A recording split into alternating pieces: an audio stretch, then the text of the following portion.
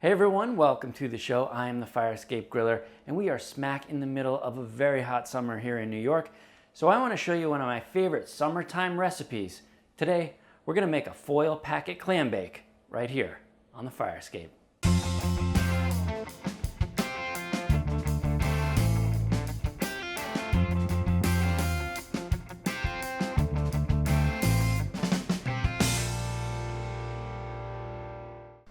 This recipe starts with a dozen or so baby boiling potatoes. These particular ones are called nibbles, and I really like them because they're nice and colorful. And all I'm doing here is cutting them in half. Next, we're going to cut up a shallot that I've already peeled. First, cut it in half lengthwise so it sits nicely on your cutting board. Then simply cut straight down into small slivers. Now we're going to dice up a couple of cloves of garlic. Next, we're cutting up an ear of corn into a few pieces depending on how big you like them. And this is a lot easier if you have a heavier knife than the one I'm using. The next ingredient we're slicing up is an andouille sausage, or your favorite type of sausage. Now we're taking all those ingredients and adding them to a mixing bowl. Got our potatoes, our shallot, garlic, corn, and of course that fantastic andouille sausage. Here I have some shrimp. You can see that they've been cleaned, but the shells are still on. Heads have been removed. And I'm going to add about a half dozen. And it wouldn't be a clam bake without clams, and these are called little neck clams. I'm going to do a half dozen little neck clams in here. A little bit of olive oil, sea salt, fresh ground black pepper.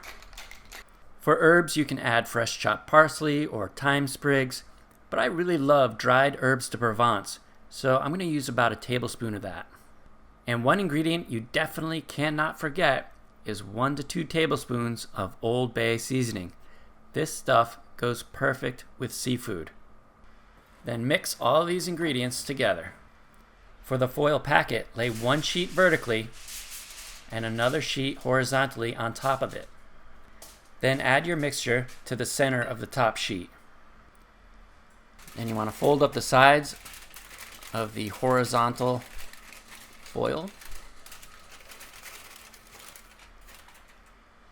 And then what I'm going to do is I'm just going to put in a little bit of white wine, and that steam from the wine is going to help cook everything in here. And this is important here.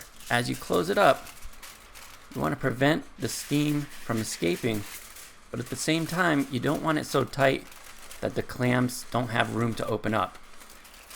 And there you have a beautiful little foil packet clam bake that is ready for the grill. Out here I've preheated the Weber Q to medium heat, which is running about 400 degrees. I'm going to add the clam bake and close the lid. 15 minutes later, it's time to take the foil packet clam bake inside.